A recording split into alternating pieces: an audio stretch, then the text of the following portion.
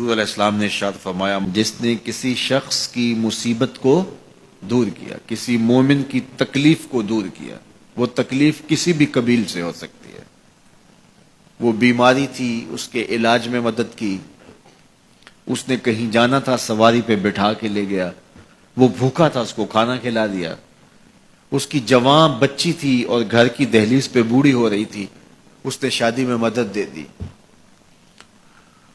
اس کی کوئی بھی تکلیف، کوئی بھی مصیبت جس میں وہ پھنسا تھا اس سے اسے نکالا۔ اللہ تعالیٰ اس کے لیے دنیا اور آخرت میں آسانیاں پیدا کرتا ہے۔ اگر آپ یہ چاہیں کہ میری زندگی سہل گزرے تو لوگوں کی زندگیوں کو سوکھا کر دو۔ بعض اوقات ہمارے رویوں سے لوگ اوکھے ہوتے ہیں۔ ایک بندہ مجھے کہنے لگا کہ بڑی پریشانیاں ہیں، تو میں نے کہا اللہ کی مخلوق کے لیے آسانیاں پیدا کرو۔ تو اس نے کہا میں تو کسی کو کوئی تکلیف نہیں دیتا۔ میں نے کہا کہ آپ کے گھر کے سامنے گلی کتنی چوڑی ہے؟ تو وہ کہنے لگا 12 فٹ کی گلی ہے۔ تو میں نے کہا کہ آپ نے جو تھڑا بنایا ہے وہ کتنا آپ نے بنایا؟ کہتا 3 سیڑھیاں۔ تو میں نے کہا کہ یہ اللہ کی مخلوق کو تکلیف نہیں ہے؟ 12 فٹ کی گلی ہے، لوگوں کی بیچاروں کی کبھی گاڑیاں بھی گزرتی ہیں، جنازے بھی گزرتے ہیں، اور تم نے 3 سیڑھیاں اس گلی کے اندر رکھی ہوئی ہیں اور تم سمجھتے ہو کہ میں کسی کو تکلیف نہیں دے رہا۔ تم لمحہ لمحہ اللہ کی مخلوق کو تکلیف دیتے ہو۔ لمحہ لمحہ میں گزرا ایک گلی سے تو اچانک لائٹ چلی گئی تو میرا گھٹنا زور سے ٹکرایا تو زخمی ہوا۔ کتنے دن زخمی نہیں، پرانی بات ہے۔ تو وہ کسی نے اپنے گھر کے سامنے 3 فٹ اونچا گٹر بنایا ہوا تھا۔ 8-10 فٹ گلی ہے اور 2 فٹ کا گٹر اونچا بنایا ہے، اور گلی سے ہم جا رہے ہیں تو گھٹنا لگا اور زخمی ہوا۔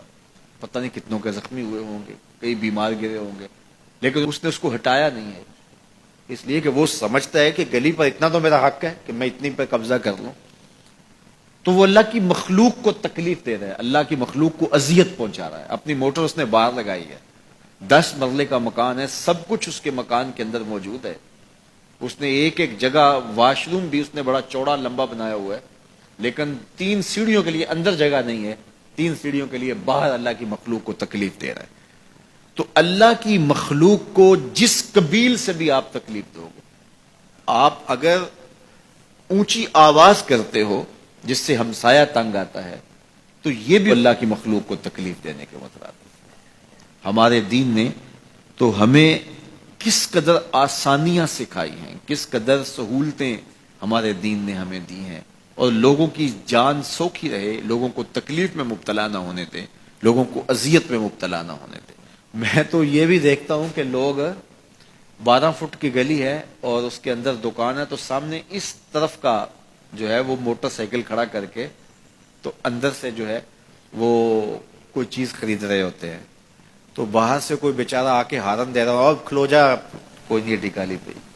یعنی یہ بدتمیزی کی انتہا ہے، اور یہ ہمارے معاشرے کا المیہ ہے، لوگوں کے لیے اذیتیں پیدا کرنا، لوگوں کے لیے تکلیف پیدا کرنا، جبکہ ہمارے دین کی تعلیمات یہ ہیں کہ دوسروں کے لیے آسانیاں پیدا کرو، دوسروں کے لیے جو ہے وہ خیر پیدا کرو تو تمہارے لیے خیر پیدا ہوگی۔